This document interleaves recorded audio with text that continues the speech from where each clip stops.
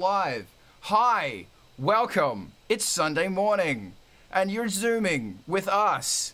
Am I allowed to say Zoom because it's so corporate? I don't know. I don't care. So the objective of this exercise is we all get together on a Sunday, usually later, but today it's early because MTV TV is doing a new thing, and we're going to jump on board with that, and we're going to zoom on over to that once. We're going to raid over to that once we're done. Watching this on Twitch is the best thing. Diana, if you can be backing me up with comments in the thing, because my comment thing isn't working right now because that's how together my life is.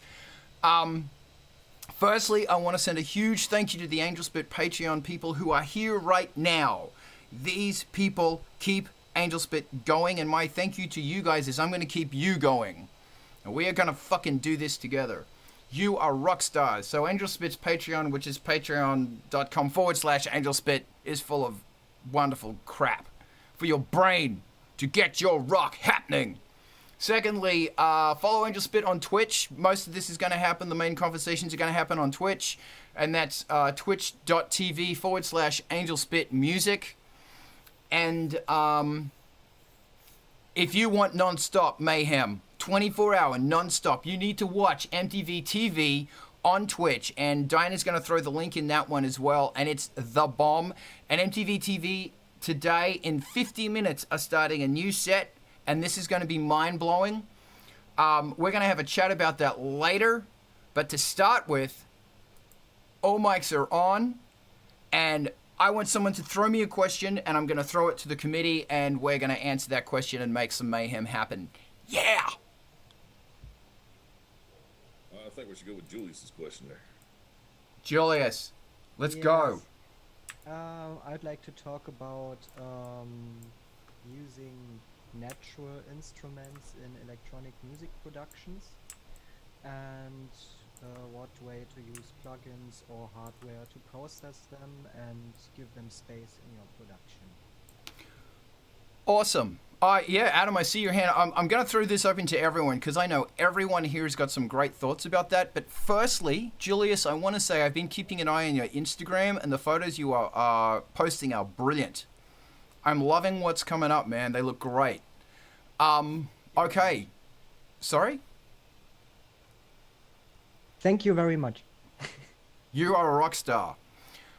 Guys, I'm just going to... Adam, I saw your hand. If you can throw up your blue hand if you have a question, because we're trying not to interrupt people interrupting other people. And you're here with the two greatest interrupters of all time. So, guys, Adam, take it away. And then, Brett, I want to know your thoughts too. Let's go. Adam, what do you got? Well, my first thought on that was a couple of weeks ago we had been talking about piezo pickups and that kind of thing, like using using the piezo pickups for acoustic instruments and for drums and for putting it on all kinds of weird things that you can create, like the thing that Carl made out of spokes. And my other thought, so the other question that you had was about processing.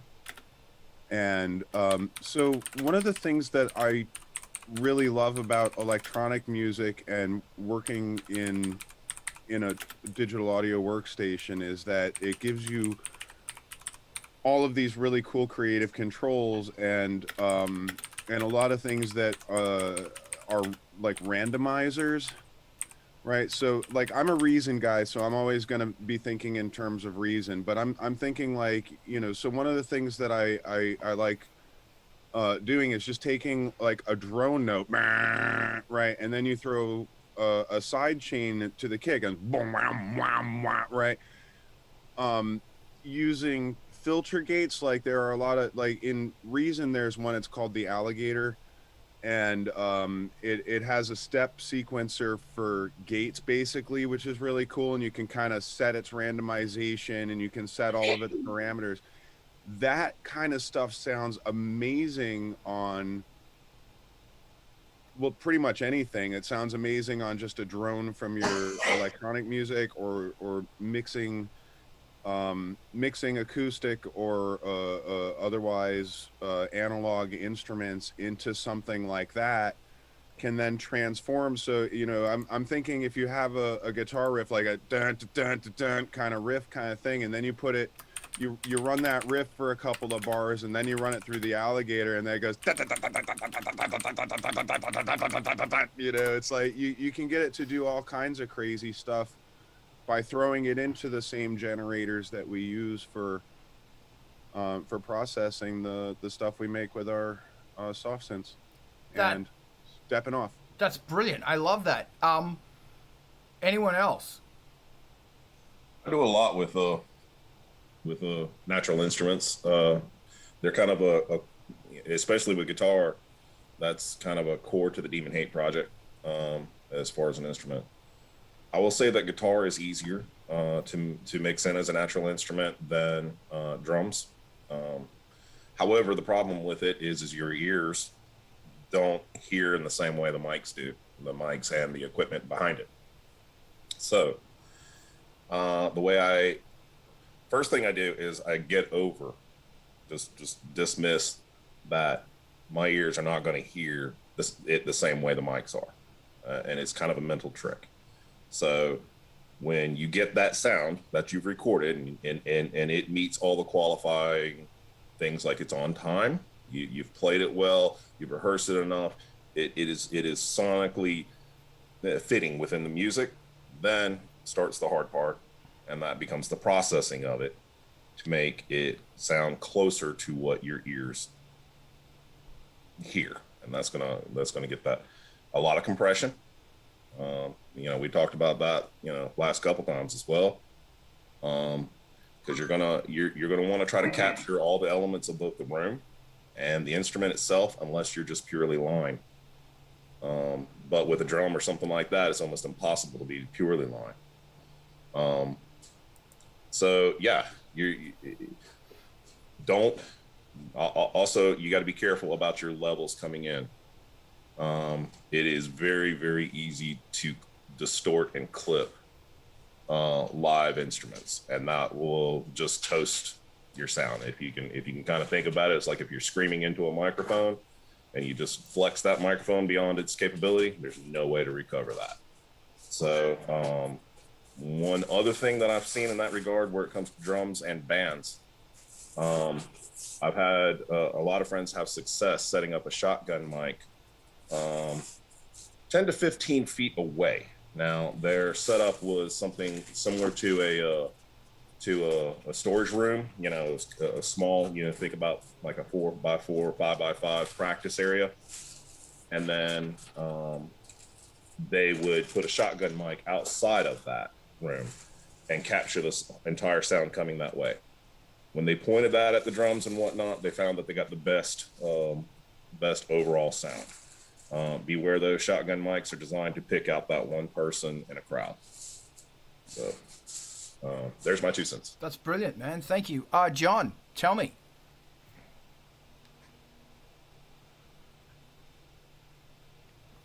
John, did you know that if you're muted, nobody can hear you? And if you're muted, I you am? make a sound. Screams.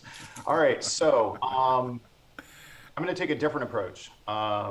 There's an artist that I would recommend checking out, Amon Tobin, who did an album called Foley Room, where he basically walked around with a friend and recorded a bunch of live, mostly urban audio, but things including like motorcycles revving and industrial sounds, and going to a zoo and like getting a jaguar roaring and things like that, and using that as part of the sonic soundscape. And so open up the palette of what you consider natural instruments. It does not have to be a formal Western civilization type of instrument. It's like just take a different approach to it. And the other thing is look into something like, it does not have to be this is not prescriptive. So like look into something like some kind of like handheld field recorder that you can plug in either external sound to, or but to Brett's point of like being able to monitor it, you can literally just walk around with a pair of headphones and hear what the microphone is hearing, and you will hear it when it clicks, and you will hear it when something goes wrong. Just use it as kind of like a 1-2. As for the processing, treat it like any one of your other instruments. It just happens to be like one more thing that you're creating. Honestly, it's So I mean, you can. I've seen instruments that's like, oh, this comes with sample packs and all sorts of other things. It's literally just somebody else walking around with a microphone or just like copying stuff from somewhere else. Like, don't put it on a pedestal that it doesn't deserve. It's sound. We are creating sound. We are manipulating sound. You know, the sound source may be a Tascam. It may be a piezo mic. You know, don't get stuck on like prescribing a particular best method in order to make something that sounds neat. Experiment. Awesome. Eric, and if I can then jump in after Eric. Eric, go. I just want to add two things really. If you're, like everybody said too, recording outside the box and miking up an amp, recording into that. If you're doing all in-box, if you're running your guitar or whatever instrument plugged in directly into your interface into the system, use things like Guitar Rig. There's a free version from Native Instruments. You could pay for it. Berserk is another one that does great distortion to mimic guitar distortion if you're not actually recording it straight to an amp. The other thing is, and this is a big thing, record your guitars specifically, because that's what I do, at least twice. Don't record one time and run the guitar through it and try to mimic. It's almost like vocals. If you take your vocal track and you duplicate it to make it sound bigger, it's just going to nullify the frequencies. You have to either semitone difference or set it back a couple milliseconds so it doesn't interfere and make it mono. The same things with the guitar. If you have one guitar track and you're trying to duplicate that to make it sound wider or bigger, it's not going to work. It's going to cancel out and make it mono. Record the guitar track once, pan it hard left, and then do the same riff again and pan that hard right, and you'll get this really thick, good sounding guitar noise. And you can do it a third time, put it in the middle, a fourth time, a fifth time, but make sure every time you record a guitar track or a riff, record it. Don't just duplicate it and throughout the tracks, because it's not going to sound as good. Brilliant. Julius, I noticed your hand up. You're welcome to go now. I wanted to ask you to help go on the pitch. What is the what are you recording and what's the purpose? I am mostly recording electric guitar, and the purpose so far has been to harmonize, and also to give SFX sounds a certain key, like because when you have an instrument like the guitar, you have a certain control over the key and the notes you're playing, and that's what I use to give SFX sounds as for like booms or crashes, atmospheric sounds, a certain chord. Okay. Your hand is up. I want to once you finished, I want to jump in and I want to have a go at this. Julius, you have the floor. Go. That's what I wanted to say anyway. That Oh, okay. I use it for harmonization and SFX. So when you say harmonization, are we talking riffs like Rammstein, or are we talking clouds of notes that are harmonically like chords, or are we just talking like Sonic Youth kind of? Now, I always wanted to do the Rammstein kind of. I haven't done it so far. It's cloudy, atmospheric stuff. Okay, cool. Some suggestions. Firstly, there is a band called Sonic Youth. Listen to Sonic Youth and listen to what they do for how they handle guitars. And it's not just the way the guitars are processed. I actually stole the band name from Sonic Youth.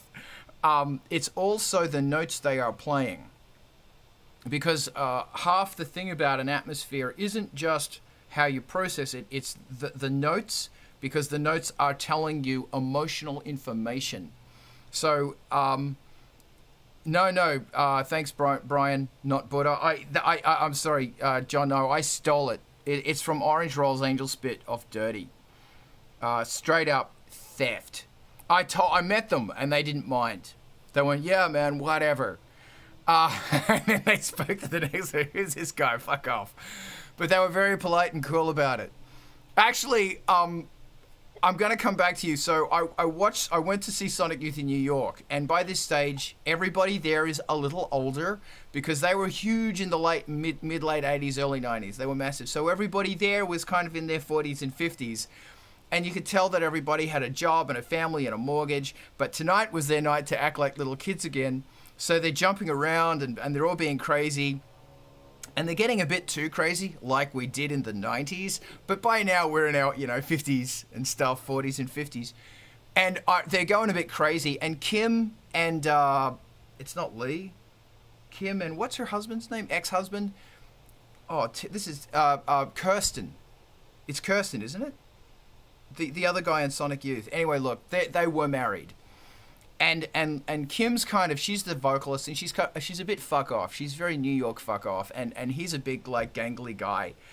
And they're going a bit crazy. And Kim in front of the mic says, Lee, tell them to calm down. Because the audience is going a bit wild and you can't do that anymore. And Lee goes up to the microphone and goes, you calm down now. Just like Mum tells Dad to tell the kids to calm down, and Dad goes, calm down. Thank you, I'm done. So, I'm sorry I digress. So, the notes you're playing are really important. And if you're playing, for example, a C minor, you might go, well, I'm going to throw some extra notes in there as well. I might throw an A in there. I might throw a D in there. Depending on what you want to do, you might start pulling that chord up. It's just got 3 notes. You might go up into the 7ths and into the 9ths to create a cloud. You might, if you want tension and stuff like that, you might say, well, I'm going to play a C, and I'm also going to play an A major, a C major and an A major. So there's going to be this tonal cluster over the C. That's the first thing, I think personally. The second thing is the way you record it.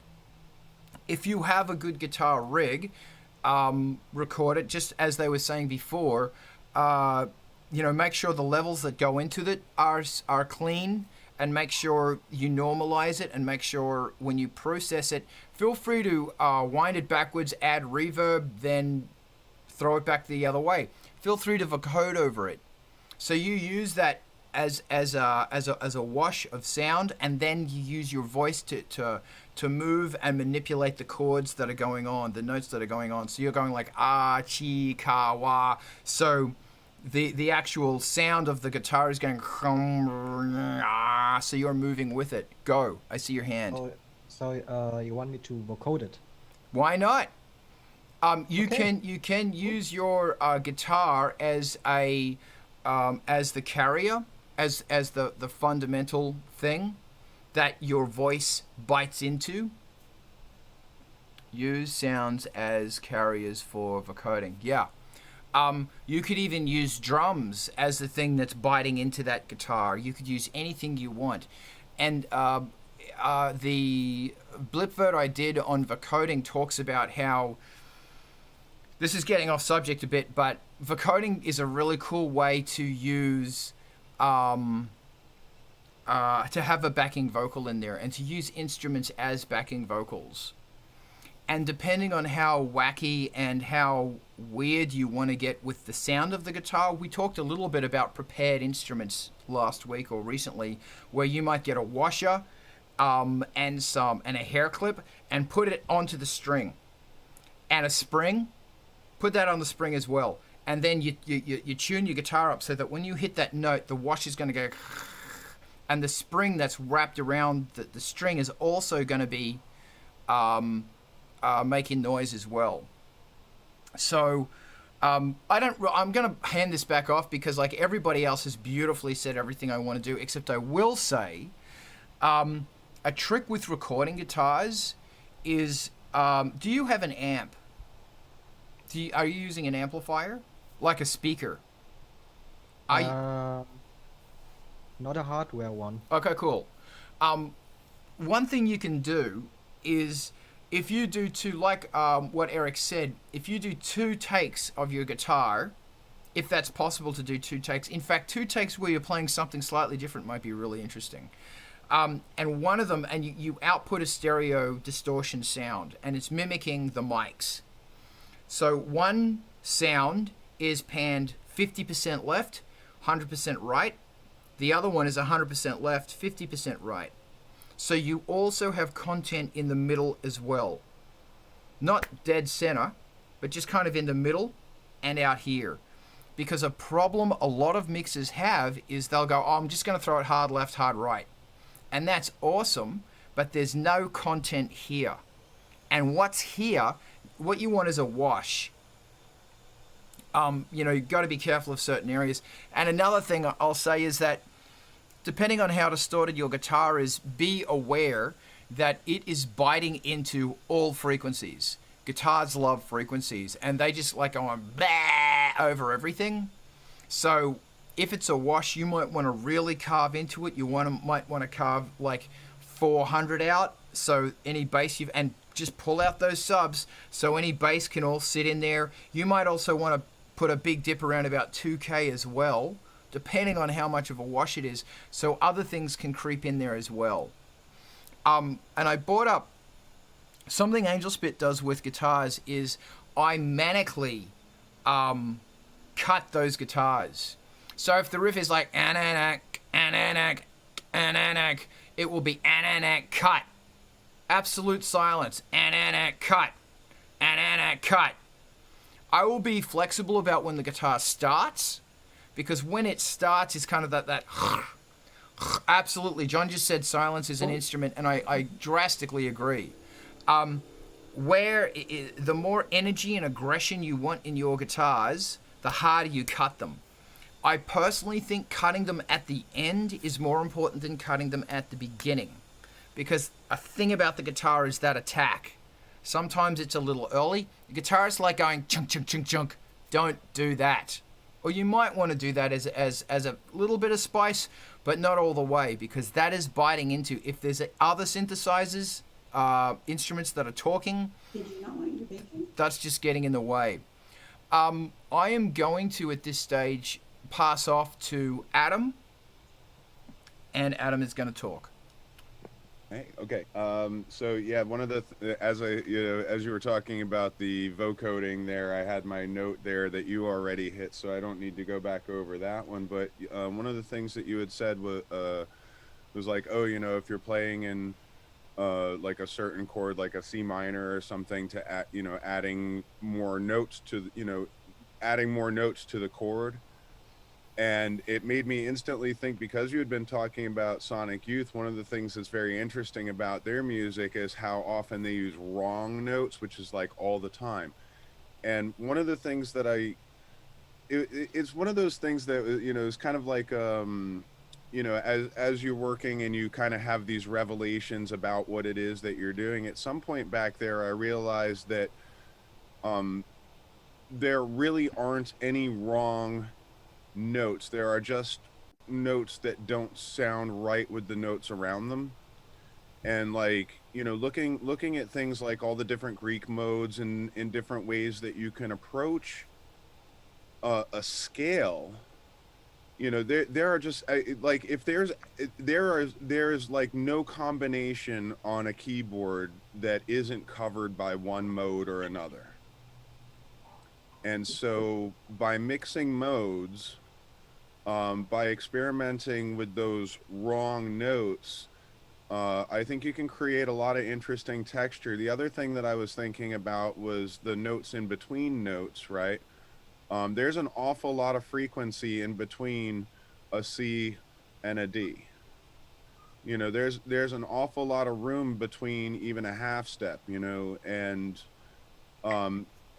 experimenting with those bends, like, bends are a lot easier to do on like a guitar or a string instrument that you're fretting or whatever, but bending with your pitch wheel on the keyboard, using the automations to create things that go off in the right way.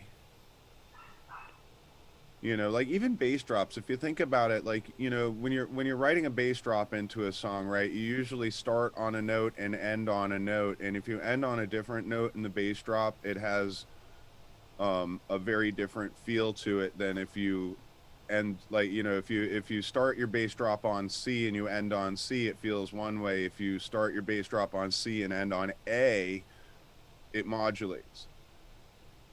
And it feels very different. Like, you know, you can use these these tricks, right, as ways to include wrong notes, wrong harmonics, and change the chords, you know, change the feel of the piece that you're working on entirely by using those outside notes or those bends. The other thing that I was thinking was, crap, I think I lost it. Sorry. It'll come back.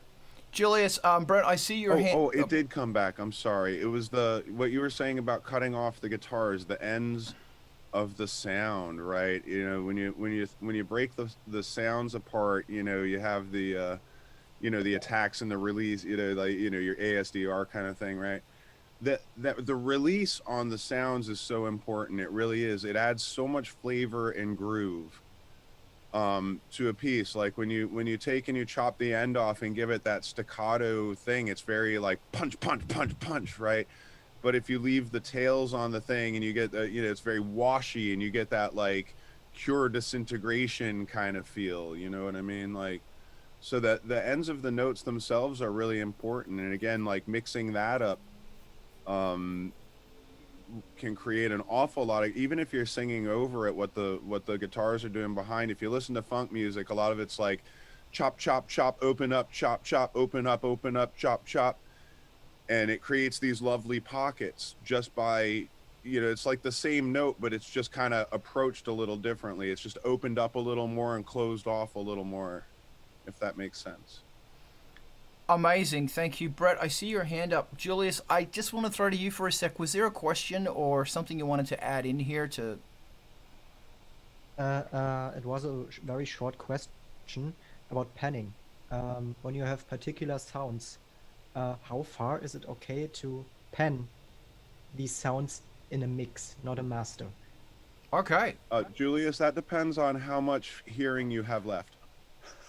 I see. All right. Thank you, Adam. Okay, I want to throw it to Brett now, and Brett, you're welcome to weave that in as well, because I know you got stuff to talk about regarding everything else. Brett, floor's yours. Go. All right, so I just had a brief add-on to some of what you were saying there for recording guitar and whatnot, and specifically touching on the reversed aspects of it.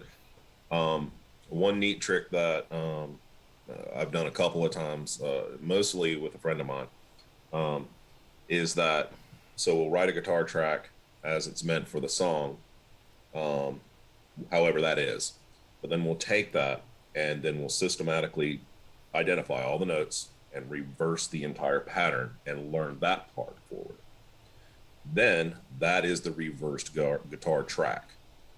So that way you get both a reverse sound and a forward sound that can happen at the same time that you can then mix in, and it gives you more of a triangle pattern on the waveform. If you add on to that, then that guitar track that you're gonna reverse, if you do a lot of bends, a lot of things like that, you will give that track that characteristic so that when it's in reverse, it sounds more like speech, and it does that yip, yip, yip kind of thing. Otherwise, it'll just give it nice swells and whatnot, which is awesome by itself. But if you want it to sound more like speech, you have to do what speech does and then apply that extra inflection. Awesome. Thanks, man. Eric, I see your hand. Yeah, I just want, speaking of what Julius was saying with panning too, I pan everything, dude. Like, if you have everything in one spot, it's just gonna muddy up, it's gonna cloud, frequencies are gonna cross, and it's gonna sound muddy. The more you pan, I mean, you don't have to pan every instrument, like vocals should be center and then you can add to it, but like, the more panning you have, the more space you create, the bigger and wider and louder it sounds. I wanted to add a side note. Carl was talking about Sonic Youth. other bands, if you're looking for that atmosphere thing, looking like shoegaze music specifically, bands like My Bloody Valentine, Hum, Failure did it really well. They have a great album called Fantastic Planet. It's just walls of guitar sound of just harmonics and notes and things that don't fit that just really expand and make it sound big. Awesome. Adam, go. I want to jump in after you. Cool. I'm really gonna just jump real quick on the panning thing and say, like, okay, so I made a joke about hearing, like, I can't hear in stereo, so panning for me is visual. Like, I imagine it in my mind where I want that sound to be in basically 3D space. You know, I use the frequencies to give it height or depth, and I use panning and, you know, narrowing the panning to, you know, make it more specific in some cases, or widening the panning so that it blends over. But the thing that I'm driving at here is that your mono mix is super important, and never forget that if you want to have your stuff played in nightclubs, or if you're going to use backing tracks when you play out in venues, most of those sound systems are in mono, and there's a very freaking good reason for it, because the idea from the sound perspective is to deliver the same show to every seat in the house. Not necessarily at the same volume, but the same show. So if you're in the audience and you're sitting way off in the nosebleed seats on the left-hand side of the arena, and it's panned very hard, whatever's happening in the right, they will never hear.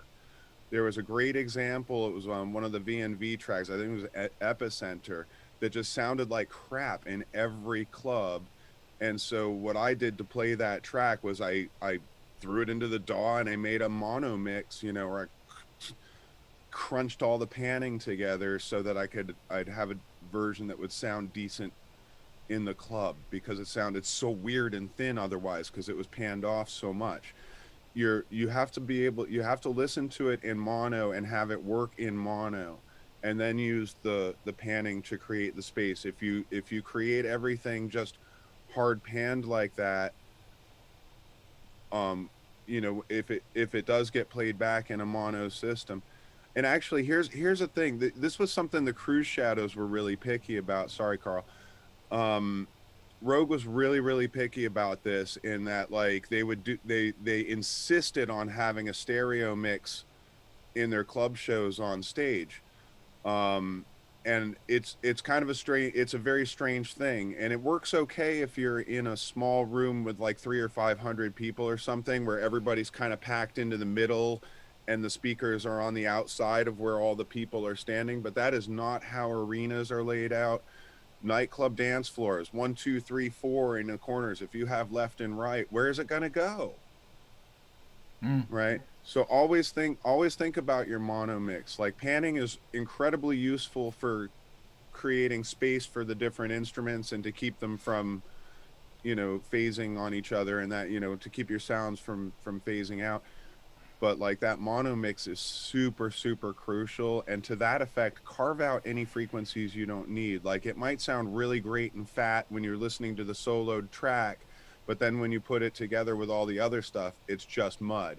You don't need all the bass frequencies in your guitar because you have basses.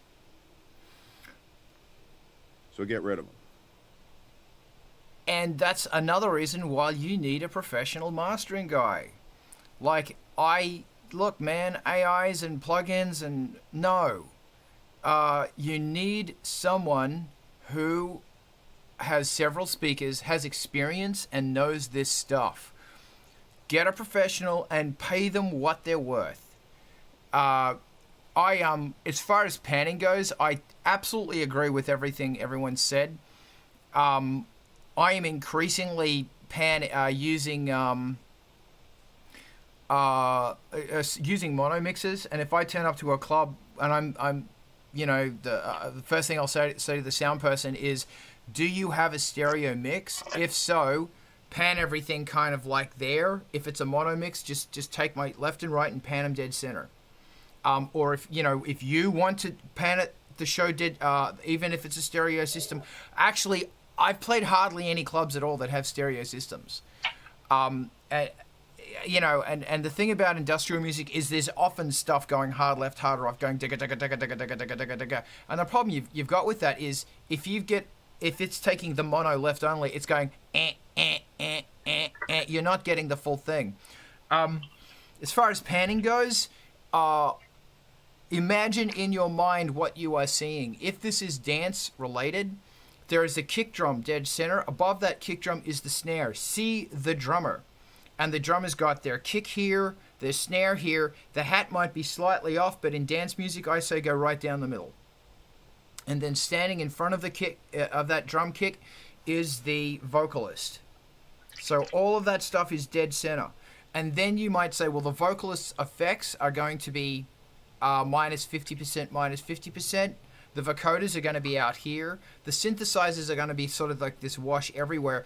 And it's a really good lesson to say, okay, well, there's very little, if it's important information like the guitar riff or the big fat bass, it's duplicated left and right. And as somebody was saying before, I think it was Eric was saying before, have it slightly different.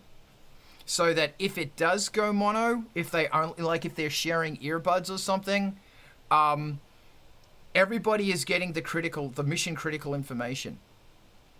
So my whole thing about mixing is make it look visual.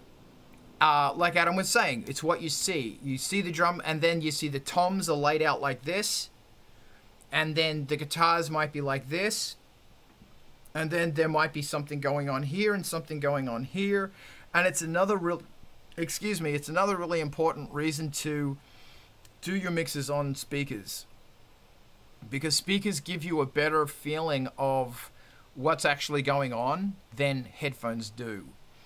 I had something else to say, but I forgot. Who wants to jump in besides Adam? Oh yeah, finally, Jim and Kerry. Let's hear. I want to hear what you have to say. Hi. How you doing? Yeah, as you're saying, it's like when I record something, it's almost exactly like you're saying. It's like an audio representation of the actual stage setup. Like I have to close my eyes and go, yeah, I'm going to put the drums here, and there's maybe a guitar over here. It's like setting a stage, but just for your ear, as far as panning and everything. And also as far as like recording guitars backwards, which is kind of fun. If you have a riff that you like, you record it regular, and then you reverse it, and then you learn it backwards with all the nuances and everything, all the little bends. You know, if it goes, you try to make that sound, and then record it like that, and then flip it back, and it'll sound backwards, but it'll be playing forward. Yeah. Yep. Yeah, Brett was leaning towards that as well. I don't mean to interrupt you, so if you need to keep talking, and Adam, I just want to jump in really quickly before you go. Did you guys want to say anything else, or? No, I just wanted to jump in with that. All right, thank you. Just before I throw to you, Adam, and indeed we do throw to MTV TV in 14 minutes, this is one reason, like I'm really particular about what I listen to musically. Oh, I'm such a wanker. If it's just, hey everybody, this song's in D. Why would the song be in D, guys? Why? Why would it be in D? Because it's the most mellow of keys. It's the saddest key of all. And Alex, it's good to hear back from to the spinal thing. Fuck he's you. It's the truth. That was a documentary, and it actually happened. It is happening. Anyway, and I'm building like a 3-inch. I'm not even going to go there. Well, I forgot what I was going to say. Oh, yeah. This is the thing about notes, is that notes are the bringer of emotion. And remember, music has the ability to communicate emotion more than anything else does. Like, and this is why I don't like a lot of electronic music. It's because it doesn't use music and or frequencies to express an emotion. I am angry. I am happy. Whoa, what is this fantastic thing? We're going to go back to transduce. Yes, thank you. And that's why it's really like, for example, I think when you listen to watch Star Wars, they come out of the fanfare, and then they hit that chord. that chord where it starts at the stars and it pans down. I think that chord is a G. Yeah, I think that's a G sharp 9. I think. I remember in university we had this big conversation of what that chord is, and my point is that that chord, if you can figure out what the hell it is, says so much. And this is just an example of how music says the adventure is about to begin. Here we go. It's not just also the little plinker, plinker, plinkers that are happening in there. It's the combination of notes. So when you're playing your instrument, when you're sitting down at the keyboard or putting bricks on the screen or whatever it is you do, and I think it was Adam was saying before, the important thing is, does this choice of notes feel like it's progressing the emotional content? Because just going plod, plod, plod, plod, plod, unless you're doing really interesting kind of Wuthering Heights chords, it's not really, to me anyway, it's not really all that engaging. I feel like I don't really have a right to say this because I'm sort of intruding with my opinions about things. But don't be afraid to have passing notes. Don't be afraid to go, oh, I'm in C, I'm going to go to F sharp, and then I'm going to go to F. You know, do these things every now and then that makes people go, whoa. Because, you know, straight up, it's called a diatonic. Straight up, da-da-da-da-da-da-da-da, bit fucking boring, in my humble. I'm going to shut up now and throw it to Adam. I appreciate it, guys. I'm really just jumping in here to say that I will catch you all later because I am gonna go and start the hold screen for our new VJ show, which starts in about 10 minutes. So we'll see you guys over there. Fantastic, and we're going to stream over there, or we're all going to raid over there very shortly. Love you guys. See you soon. Thanks, mate. Brett, I see your beautiful hand. So I wanted, and I just kind of forgot my thought too. Never mind. Well, you were just saying shit. I hate it when that happens. Getting old sucks. Pass. It's not old, man. It's like 10 o'clock in the morning. It's fine. Whatever. Man, I ain't got enough coffee or whatever for my brain to be working correctly. What I'll do is I'm going to stop this just a little tiny bit early so we can raid over. I want you guys to stay on here because I have 2 announcements I want to make.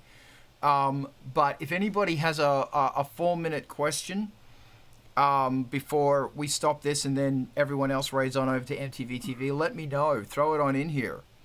Alex, I was wondering when I was going to hear you. Come on, man. What do you got? I had a short question. I think it's probably answered short in the short. Anyway, I have a sample that I recorded. I really like it, but it has clicks in it, and I want to remove it without altering the sample too much. What's the best way to do this? What when you say clicks, do you mean like vinyl pops? Do you mean? Yeah, I think it's because I sequenced the software synthesizer, and when a sharp turn in the value came, it just made a click. And I'm thinking whether I should edit it out by smoothing or maybe use an algorithm that removes clicks. All right. Okay, firstly, this really sucks because look for zero crossings. Good call. You may need to go in by hand. I use SoundForge and I can zoom in and go in and click stuff out because they happen all the time. There are things that will remove clicks, such as, vinyl clicks and stuff. There are algorithms. My suggestion is do it real time. Do it actually printing onto the WAV file itself. Don't get your computer to be doing it real time as you're using it in your software. But An old school program is Cool Edit Pro. Could you go in there with Cool Edit and yeah, you might want to like literally find the click. And it might just be a waveform that drops really rapidly, or it could be a spike, and just draw it out. And it's a pain in the ass, but yeah. Cool Edit Pro, bam. It did. All right. Sorry, go ahead. Sometimes what also works if if it's not a real heavy click, is if you just take and just adjust your EQ a little bit. Mm-hmm. Yeah. Yeah, that's actually that's good, Vince, because clicks usually hit a frequency as well. Alex, you have my email. If you keep getting trouble, email me the file. How big's the file? Like this I long? don't know. 2-bar wave file. All right. If I get a chance, send it to me, and I might be able to fix it. Eric, I'm going to throw it to you. You have the last thought of the day. Go. I was just gonna mention, as everyone else has said too, automate it. Try to go in like you would do with vocals. If there's stuff that's too hot, go in, cut that, and drop those little bits down. Try to just automate them down, get that volume down those spots. But honestly, the best way to get rid of that is to re-record it. Like, if you could do that, I mean, the best way to do any music is if you don't have a good start, you can't fix it. You have the best way possible is just go redo it. That No, is perfect advice. Okay. Sorry, Yes, Alex. I can't do it another way. I can't do it again because every time I do it, it behaves like this because I sequence it with CC values, and if I would tweak it, I need 8 hands. And Interesting. Okay, we'll send it, and I'll see what we can figure out. On that note, I'm going to end this, and everybody, we're going to zoom on over to MTV TV, and we're going to get ready. It's starting in about 6 minutes. Everybody here, just hang around for a sec. But if you're watching this on anything at all, Diana, throw the link into bloody thingo just in case. And a big thank you to everybody on Angelspit's Patreon. By God, you guys keep me going, and I'm loving these things. And we're going to do this again next weekend. And join us again next weekend. We're going to talk about madness. And this is all we wave. See you next week. We wave like the Brady Bunch. Bye. Bye.